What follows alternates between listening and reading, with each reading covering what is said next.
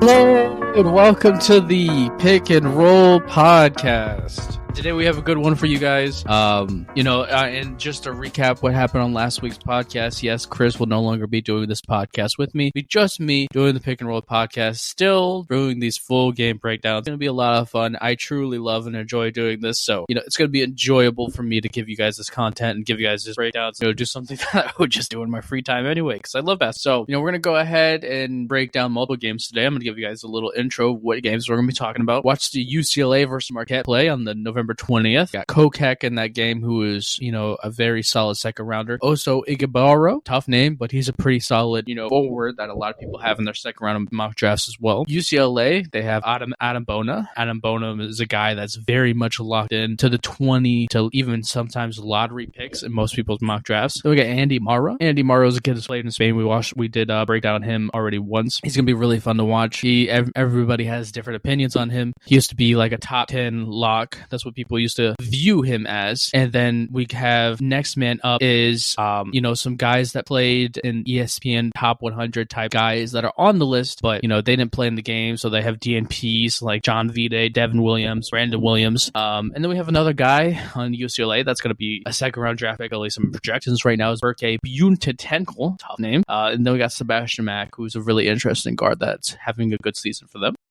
Next game up, we have Riley Krugel, who's right now in the late first.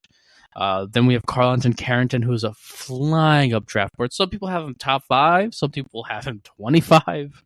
Everywhere in between that, he's flown up draft boards. And then we had, Nikola and Nikola Drusijic. I watched that full game. This is the third time we've watched these guys. Nikola, some people have him number 2 on draft big boards. And I've seen him as low as like 18, so he's kind of anywhere in between there right now. And Nikola Drusic's a late second at this moment in time. And then we did get to watch, another game that we're breaking down. Is the first time we watched G League Ignite. Holland, that's a big time top 3, top 5 draft pick. Buzelis, who's a top 3, top 5 draft pick, played in his first full game. Izan Almansa, he's anywhere in between that late lottery to late first round, depending on what mock draft site you're using. Dillion, who's sometimes in the late second. Tyler Smith, who's really flying up the draft boards, but no confirmed spot. He's anywhere from early second to late first right now. Babacar Sane didn't play, so he's somebody that's just an extra scouting. And the last game that we did watch is Kolek versus Weber State. Yeah, I know, such a beautiful sounding teams, but Weber State has Dillion Jones, who is anywhere from 12 to early second round, depending on what mock draft you're using. So a lot of really good guys to break down today. I'm really excited for these breakdowns. So we're going to go ahead and start at the top, and we're going to go ahead and start at that UCLA Marquette game. This is the second time we have broken down Kolek. He is definitely such an interesting point guard. He's 6'3". He's definitely somebody that can really control the flow of the basketball game. He's not anything special athletically, but he has such a unique stop and start and play through people's bodies. And he has kind of 1990s scoring game where it's, look-offs and stop starts and playing with good footwork and scoring wise, but not overwhelming in athletic gifts. He's extremely high IQ. The man makes Marquette better. He is one of those point guards that just makes his team better through his passing, through his intelligence, through his understanding of how to manipulate defenses. It's all really impressive. It's all really elite. He's really elite those things. He's an elite standstill 3-point shooter. He's an okay defender. Nothing super special going on there defensively. But I definitely feel like he is, at this moment in time, a mid-second round draft pick. His shooting split so far is ridiculous. Right now, he is scoring 15 a game, 5 assists, giving you 1.7 steals off of 54% field goal percentage and 84% free throw percentage and 45% from the three-point line, which is absolutely ridiculous. But that three-point shooting and passing and 6'3" height makes him a viable NBA draft prospect. You know what I mean? And his defense is nothing special, and he's not going to be some world-class rim attacker at the next level, but he definitely has a shot at being a backup point guard in the NBA because of that shooting and passing. It's only been 9 games played, so I'm sure these shooting splits won't stay consistent, but it's definitely looking like he is really efficient. And then the next man we got is Oso Ighodaro, 6'9". This guy is just so strong. This guy is built out of granite. It's insane how strong this guy is. You know what I mean? I definitely feel like it's the same thing that I saw last time where he is a really good post player, right? Like he can definitely play in the post. He can definitely, be a very good athlete. He's one special defender. He can guard multiple positions. He's a great power forward defender at the 6'9" height. And but sadly, he's just not a 3-point shooter at all. And he can't shoot mid-range shots either.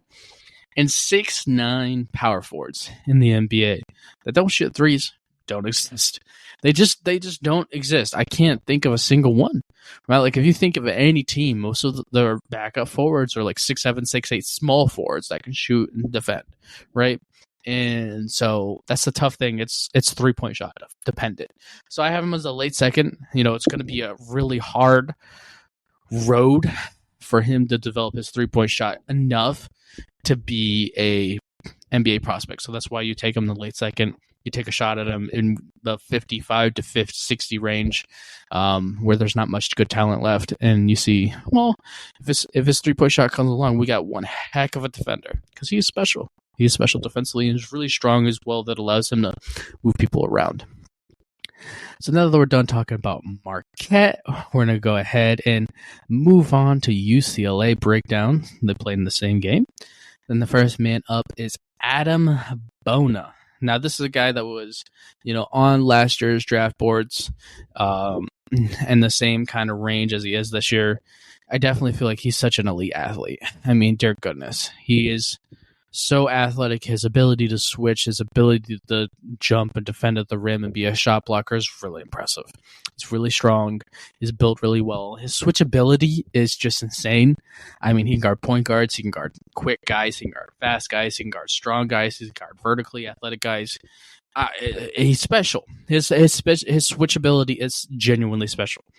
And the interesting thing that he really grew on this year is when he was on offense, it was just a lob threat. And it was maybe he'll post every once in a while, but the post isn't that good. And that's still the same. When you see him post at UCLA, you're looking at him and it's like, that's definitely not good enough to post in the NBA. You got to be really great at it. But I definitely feel like the unique thing that he's developing is I saw him in the pick and roll as the roll man, and he got the ball at the free throw line. And there wasn't anybody really near him, and he took a few dribbles and dunked it. And I'm like, whoa, okay, interesting, that's different. And then, you know what I mean? And then another time when we've seen it 1,000 times where center has the ball in their hands and there's some sort of action on the other side and they're going to make that pass, right? You know what I mean? Some sort of off-ball action. And he's looking to make that pass, and instead of that, he gets his his right foot in a driving position, and he drives past the center and dunks. I'm like, whoa, I never saw that anywhere last year at Adem Bona. These are really interesting because he's a freak athlete. This is really interesting uses of his freak athleticism. And if he can give you a really efficient, free 6 points a game just from him driving to the rim, that's definitely a new added aspect to his game, a new wrinkle. The sad thing about this is 6'10", I remember him coming out last year, and he's not fully 6'10". He's like 6'9" and 0.75. He's like 6'9" and 7/5. He's like just under 6'10". So he's really small for the center position. So, I don't think he'll ever be like a great starter, but as like an elite backup, I could definitely see that. And that pick and roll handle and his ability to finish at the rim is really interesting. So I feel like he's definitely cementing himself. There's not like a high ceiling here because there's not much show of unique skill, but I definitely feel like there's a really high floor of him being a really energetic, highly effective bench center. And that's the way I view Adem Bona right now. That's why I have him in the draft grade of 22 to 26 at this moment in time. Next man up on the breakdown is Andy Mara, who, the first time we watched him play in the U19 games, we definitely hated on Andy Mara.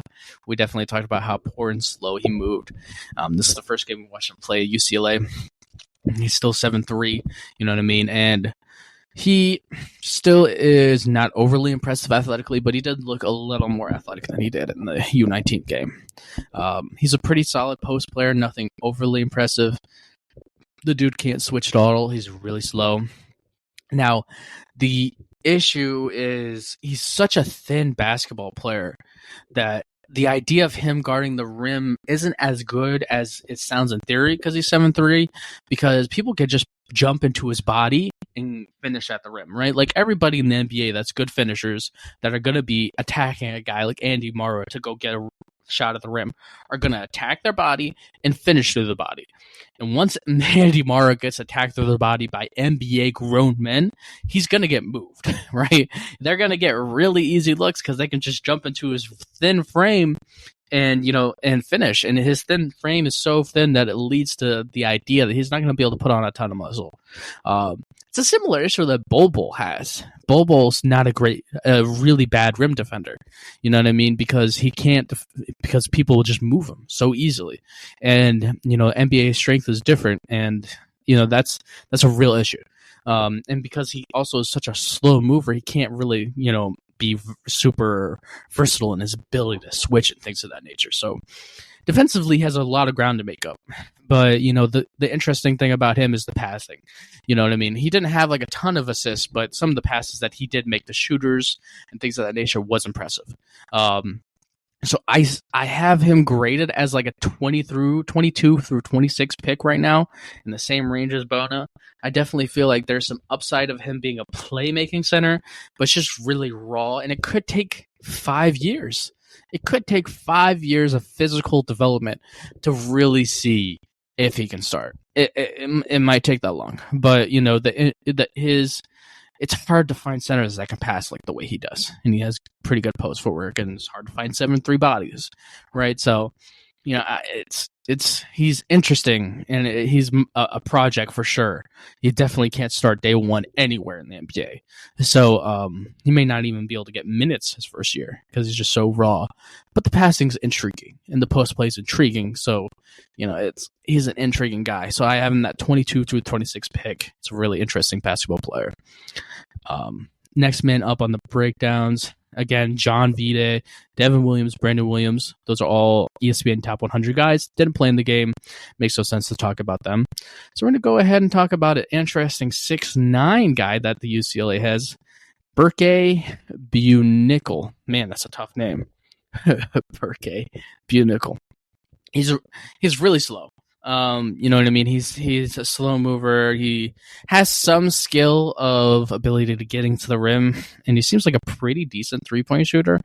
I mean, so far throughout the season, his shooting splits, which do matter for a guy who's 6'9", is 27% field goal percentage, which is terrible, and 20% from the 3-point line.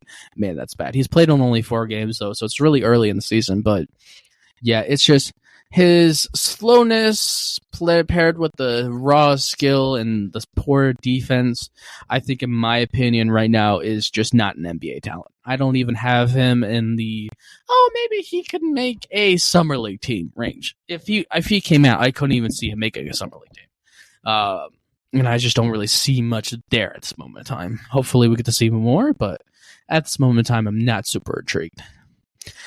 And a really interesting player who's having a unique start to the year is the last man up on this UCLA team is Sebatian Mack.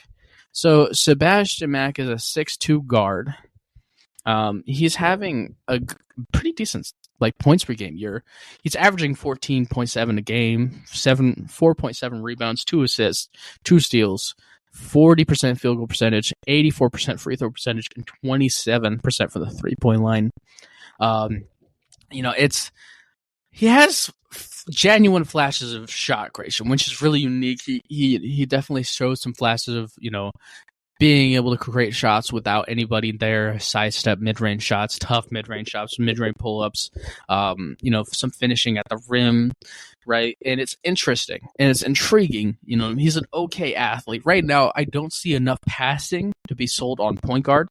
And since he is 6'2", the idea of him being a 2 guard is just unrealistic with his lack of athletic gifts. So The passing side is going to have to be proven before I'm really able to stamp him as a draft pick. And, the shooting split's going to need to improve a little bit too as well. So right now I have him undrafted, but he could definitely move his way into the second round with more proving of the passing and, better shooting splits. Okay. So we're going to go ahead and kick it to the next game. The next game up we have is Florida versus Pitt. Now that was Riley Krugel and Carlton Carrington that we're really going to break down for you guys. So the first game we're going to go ahead and break down is Carlton Carrington. This is a really intriguing basketball player. He is such a, he's a 6'5" point guard, just to put things in perspective. He's a very smooth athlete. Athletically and build-wise, he reminds me a lot of Malcolm Brogdon. He's a good passer. He's a decent defender in the sense of on ball he's okay, but he's better off ball at getting the passing lanes and being tough and trying to be in position to get steals. And he can clog things up pretty well off ball. He's pretty smart. He shows his intelligence in those situations. The most unique thing about him is his ability to shot create everywhere. 3-point line and mid-range shot creation. He's taking really tough shots, fading to the right, pull up mid-range shots, side step backs, all those type of professional NBA scoring moves. He shows in the mid-range and the 3-point line. Like, it's extremely rare for point guards to shot great from the 3-point line, and that's the type of thing that can lead to a star guard, right? Like, that's really, really intriguing stuff. The question mark really is finishing at the rim. He has such a thin frame that he can get moved with the physicality of grown men off the line and the angle to getting to the rim. Really easy in getting put in bad positions. I haven't seen him finish at the rim through contact at all. And that's a real issue that he has right now. He gets pushed off things too easily in the baseline and the pick and roll, and it's just he needs to figure out how to attack the rim better because right now he's just not doing it, and that's the weakness. But his 3-point shot creation, 6'5" length, and the mid-range shot creation and the shooting splits, because this is really impressive. The shooting splits are nice. Right now he's played 9 games. He's averaging 15 a game, 5 rebounds, 6 assists. He's doing a 40 and 78% free throw percentage. That's really good efficiency for the tough shots that he's taking. He's not getting a bunch of open looks, right? So, at Pitt, he's the guy, right? He's needed the shot grade for them to win, right? So he's taking a lot of tough shots, and for him to shoot that efficiently off those tough shots and that NBA level scoring shot creation is where his intrigue lies. So right now I have him 12 through 14 draft pick. I mean, honestly, if he can prove that he can finish at the rim, I wouldn't be afraid of him making him the number 1 point guard in this draft class above USC's Isaiah Oliver right now. But it's just finishing at the rim's the worry. It really is. Okay, so we're going to go ahead and move to the next guy from Florida, 6'5", Riley Krugel. Yeah, shooting splits this year so far is 14 points per game, 4 rebounds, 2 assists, 43% field goal percentage, and 36.8% from the 3-point line. Really shooting really efficiently right now. And, he definitely shows flashes of shot creation at each level, the mid-range and the 3-point line. It's just his footwork looks very unrefined right now, and I'm hoping that he'll continue to show more tape of proving that he can shot create from those levels.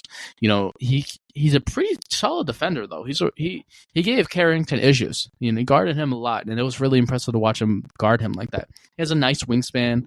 I do need more tape, but he's an intriguing prospect, and he can move up and down this draft board based on the more tape that we see of shot creation. He had a poor game against Pitt. I think he had like 5 that game, so it was a really bad game for him. So right now I have him to the 22 through 26 range, but he's definitely somebody that we'll be watching and talking about later in the year. There will be many games talking about him because it's intriguing. He's an intriguing prospect, and I'm definitely going to continue to watching that. All right, so the next game up is the ABA League Mega Basket. That's Nikola Topic, who is a hot topic, and Nikola Drusijic. So Nikola Topic is, definitely somebody that we talked about a lot in this podcast. I've been pretty low on him, but I definitely would say in this last game he confirmed a few things for me. I would definitely say he's very good at finishing at the rim and getting to the rim. I definitely feel like he can do that at the next level. His passing looked really good. He showed some flashes of a pull-up three-point shot and a pull-up mid-range shot. You know what I mean? And my worries has always been, the lack of shot creation other than extremely basic things. Other than the pull-up mid-range shot and the pull-up three-point shot that we've seen like once or twice through 3 full games, and out of the 6'6" point guard, it's going to be really interesting. I definitely feel like he is still a terrible defender. Oh my goodness, is he terrible. It's really, really, really bad. He's really high-hipped. He stands up a lot. He gets beat off the dribble really easily. He gets beat backdoor off of cuts really easily. He's a terrible defender. You know what I mean? I think a lot of people are just looking at the stats and picking and choosing what stats they want to look at with Topic, because he is averaging 19 a game with 7 assists and 3 rebounds through 10 games played, off of 22% from the 2-point line, and his field goal percentage is 51%. People have to understand that he's taking so many shots at that rim that's kind of skewing his field goal percentage, and the 3-point percentage is 26%, right? So his free throw percentage is 84. So I'm assuming by this draft grade right now that he's going to sneak up to 29, 28, 30% from the 3-point line. By the way, I have him graded right now. I have him graded from the 14th or 18th pick. I do think that there's some intrigue here because when you think about the NBA, it's about spacing. So his ability to get to the rim and pass is going to be more valuable than, I think I've given him credit for in previous podcasts, so thinking about him. And the flashes of the pull-up mid-range and the pull-up three-point shot leaves to some intrigue to the idea that one day he could be a starting point guard. Now, I don't think he'll ever average more than 18 a game in the NBA. That's like best case scenario. But, because of the lack of overall shot creation skill that he's shown at all, but, I definitely could see him being an efficient point guard. That's a low-tier starting point guard in the NBA. Because the 6'6" length is, can't teach it. So, and Nikola Drusijic, the next guy in this list, he definitely showed. He's 6'7" or 6'6". He's 6'7". And he definitely showed the ability to get to the rim even more elite than he has before, because he's always been somebody that can really get to that rim. It's really impressive. He's so strong. He's so athletic. The crossover is still legitimate. The three-point shot is where things become interesting in the sense that it's looking bad right now, the shooting splits in a general sense. So right now, his shooting splits are 2% field goal percentage, 26% for the three-point line through 10 games right now, and 68% for the free throw line. Those shooting splits are not good. If you can't shoot the three, no matter how good of an idea of you being a 3-and-D basketball player is, you can't ever be that because you can't shoot the three in the NBA. So Drusic's three-point shooting has really moved him down my personal draft board. After 2 full games, I have him as a late second round grade, and I don't see him moving above that if that three-point shot doesn't improve. It's needed. It's definitely needed. All right, so the next game on this list is somebody that's the first time we talked about this on this podcast, the G League Ignite team. It's intriguing, it's fun, and I'm really, really excited to talk about it. So we're going to go ahead and talk about the main man of the day, the main guy that people want to talk about, Ron Holland. He's such an athletic guy. He has a really strong frame, too. I feel like his legs are where the strength lies. He's definitely got some really strong legs. And that athletic and strong frame makes him, with his good handle, he can get to the rim whenever he wants. And he can really put pressure on that rim in an extremely elite way. And if I did not mention, he's 6'8", you know what I mean? So defensively, sometimes he can be lazy. He has issues communicating well, but he has the potential of an all NBA level defender because of the strength and athletic gives. Since whenever he does in moments in time, and maybe a few seconds, and maybe a possession, wherever he does really lock in, you do see like, wow, his potential could be so high defensively. It's just sometimes he's not locked in. He shows some flashes of pulling up in the mid range, and he's still shown some flashes of pretty rare 3-point shot creation. Something that makes me extremely angry though is his shot selection is pretty poor. The deep 3-point shots need to go. Just because you're open doesn't matter when you're shooting it from the logo, especially because, let's put this in perspective here. He's played 11 games this year. He shoots 47% field goal percentage, 25% from the 3-point line, 63% from the free throw line. Look, man, when you shoot 25% from the 3-point line, I do not want to see you shooting it from the Steph Curry, Damian Lillard range. Because he's in the G League playing in the NBA. This isn't even college court where it's 2 feet in front of the NBA court. This is G League NBA court. And he's shooting it from Dame range. But you shoot 25% from the 3-point line. Why are you taking those shots? That's what I mean by shot selection is really poor right now, where he's taken poor shots because his ability to shoot those shots in a regular sense has not good yet, right? So the shot selection definitely needs coaching, because it kind of still looks like he feels like he's playing in high school in the sense of the shot selection, and he hasn't really elevated his mind yet, shot selection wise, to be ready for the NBA. Because look, you play on the Golden State Warriors, you play for Steve Kerr, you play for Greg Popovich, within 5 seconds of meeting them, they're going to be like, you're not shooting that ever again until you can make it at a very high clip. And 25% is not a high clip. That's really bad. And also the mid post, he caught it in the mid post and post area once. It is the worst post footwork I have ever seen. It was absolutely terrible. He finished and he scored because he's athletic, but dear goodness, it's the worst post footwork I've ever seen out of an NBA draft prospect. Like, middle school kids have better post footwork than Ron Holland, right? Like, it was Kobe Bryant would have, if he was alive, would have thrown his computer at a wall watching that. That was just abysmal. There will never be a posting version of Ron Holland because it's just so ridiculously not good. But that's beside the point. You know what I mean? And my comp for him is, I definitely feel really confident in this comp, is Jared Wallace. Now, Jared Wallace is a guy that played in the 2000s. He was drafted in 2001. He played like 10 years. Jared Wallace is 6'7". If you turn on Jared Wallace's highlight tape, the first thing you'll see is him dunking on people in crazy ways.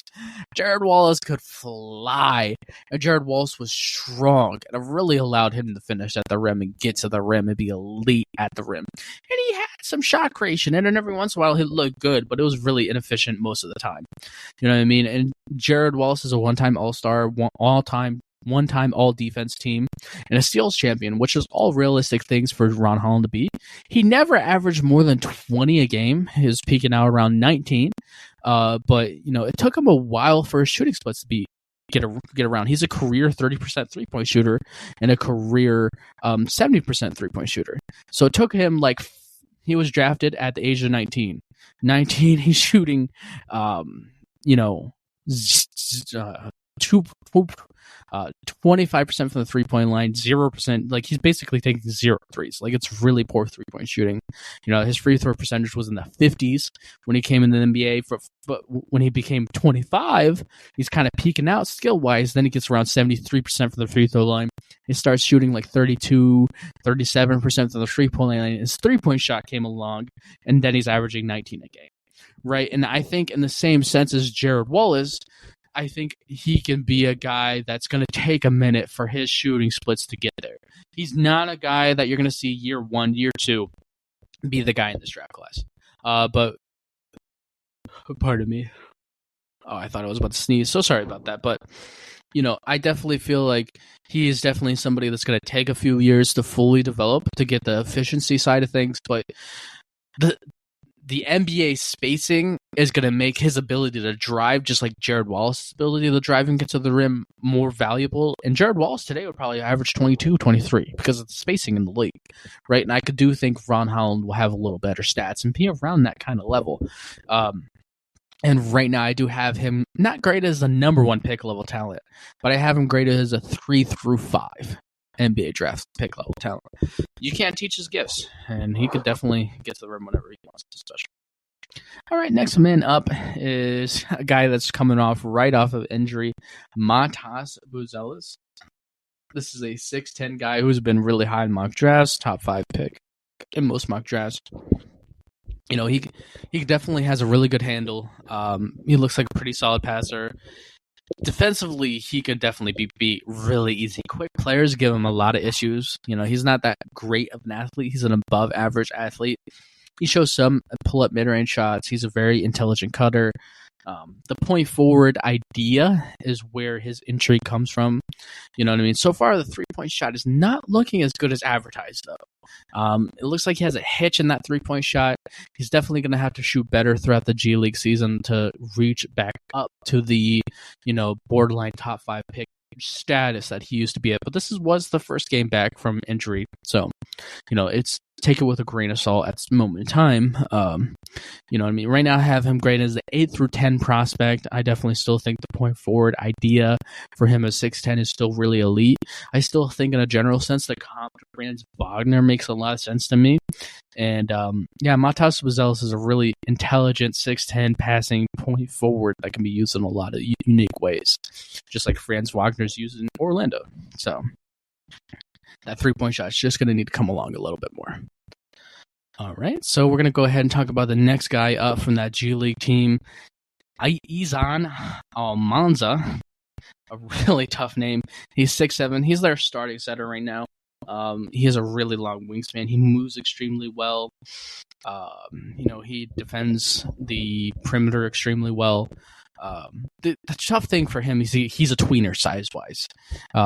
His 6'10", even though he has a long wingspan, he is not strong enough and doesn't look like he'll be able to put enough muscle in the frame to be a 6'10 centers. 6'10 centers are Domantas Sabonis, Alperen Sengun.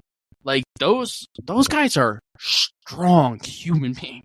They are yoked beyond. They're like legs, shoulders, power, right? Like, you need to be able to overcome the 6'10 height at the center position. You need to be ridiculously strong, and I don't see him being able to put on that kind of muscle into that frame. I don't see that frame being able to put on that kind of muscle. So he has to play power forward, but he doesn't have power forward skill. He has post skill, he has center skill. He can handle and get to the rim every once in a while, but the three-point shot is a ridiculous issue. You know what I mean? And I have him graded as an early second because the three-point shot is just not there. The mid-range shot's not really there. So I don't really. He's a tweener, and he's just. Yeah, he's a project player that may never really work out in the NBA, but it's going to depend on how well can he develop his shooting. Okay. So, going to go ahead and talk about the next guy on this list. Man, they got so many players to talk about. So much fun. All right. So the next man up is Tyler Smith. Now, this is a guy that is intriguing. So far this year, he's averaging 15.6 points per game off a 50% field goal percentage and 41% from the three-point line and 71% from the free throw line. So Tyler Smith is 6'9", and he's really athletic, really smooth. You know what I mean? He can definitely hit that three-point shot. Dude looks like a really good standstill three-point shooter. He looks natural with the ball in his hand as well. It looks like somebody that can definitely get into the rim and finish. He shows some flashes of a mid-range fadeaway off of that handle. It's not like it's a post play that he's getting that mid-range, that fadeaway off of. And you know what I mean? He looks like a pretty good rebounder for his size and a pretty good screen and roll guy that can also pop to the three-point line. He's a very versatile power forward. And that three-point shot, that 41%, makes him really, really highly touted. You know what I mean? His ability to be a 6'9" power forward that give you that length that you would like at that power forward position, that can defend, be switchable, and guard multiple positions, be a good athlete. And, in the pick and roll situations, he can roll to the basket. He can be a lob threat. He can just pop to the 3-point line. He could be a good screener. He can rebound well for his size. And, he can get to the rim and finish off the handle. And, that's an ideal off-ball power forward. And he's looking like a pretty good role player that shoots the poo out of the 3-ball. And his handle leaves some intrigue, leaves some upside. So right now, I have him graded through 14 through 18 draft pick. Tyler Smith he's real. He's a guy that could definitely be a starter in the NBA. So Tyler Smith, man, interesting role player. The next guys I'll talk about is Therian Darlin, 6'6".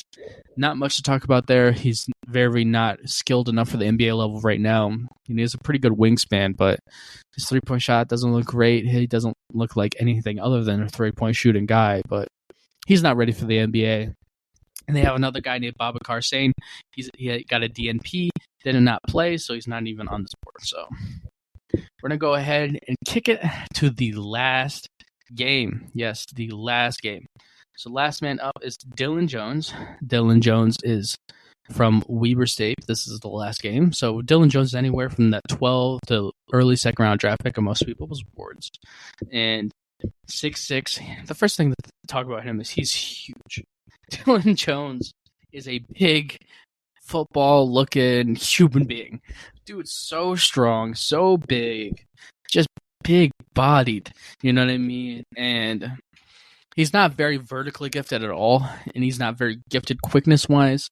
But at Weber State, just to get the shooting splits out of the way, he averages 20 a game right now, 10 rebounds, 2.7 assists.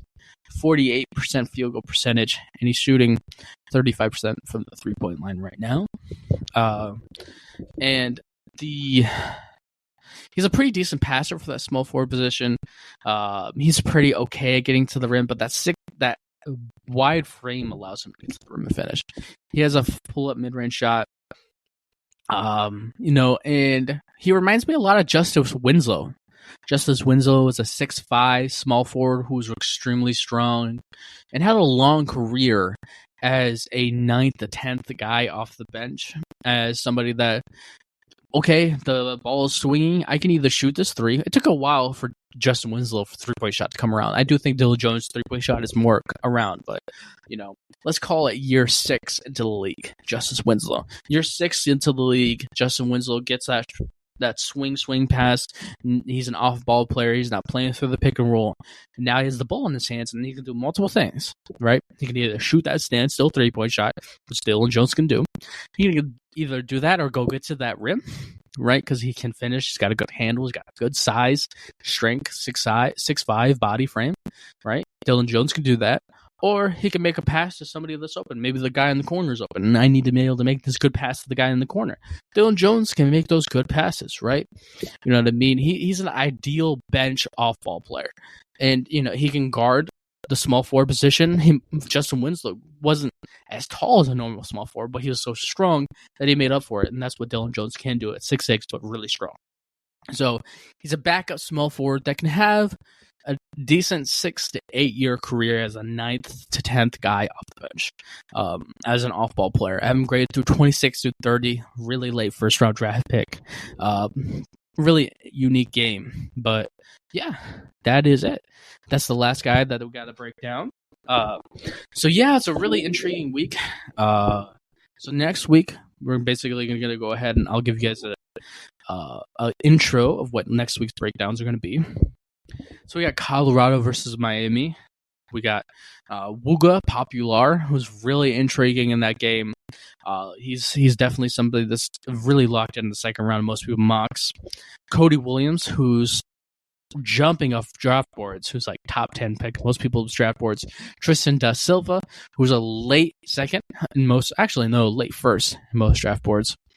Then we got Auburn versus Indiana, and we have a guy that the eye test of was really great the first time we watched him play in Aiden Holloway. And then in Indiana, we have Kyle Ware. He's definitely a really big-time center. That's most people's second-round draft picks. And we got Mackenzie Mbapo, who's a really high-rated 5-star prospect. Really looking forward to watching. And the next game up we got next week is UConn versus UNC.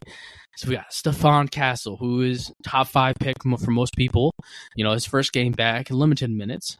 Donovan Clingan, who is most people in a lock in the first round. Some people have him in the lottery. Alex Caraban, who's like a borderline second-round draft pick. And we got UNC, we got Elliot Cadeau, who was a 5-star prospect coming out of ESPN at top 100 last year. And most people's mock drafts in between. Most people have him early second right now. And then we have Tijuan Saloon, who is in most people's guys' lottery. This is going to be the third time we watched him play. Really intriguing. We have him 12 through 14 through the big board. It's going to be really intriguing breakdown. And the last game that we got next week is Tennessee versus Purdue. Purdue has Zach Edey, college basketball player of the year, ridiculous 7'4" post player. And most people have him in the second round. Then we have Dalton Knecht, who is flying up draft boards, is borderline lottery for some people right now. 6'6" shooting guard, a really intriguing breakdown. I'm really excited about next week. It's going to be a great week of breaking stuff down for you guys. And this is something that I really enjoy doing. I love doing this, and I definitely can't wait to give you guys those breakdowns for next week. So I'm Jason Collins, and this is the Pick and Roll Podcast. Have a great week.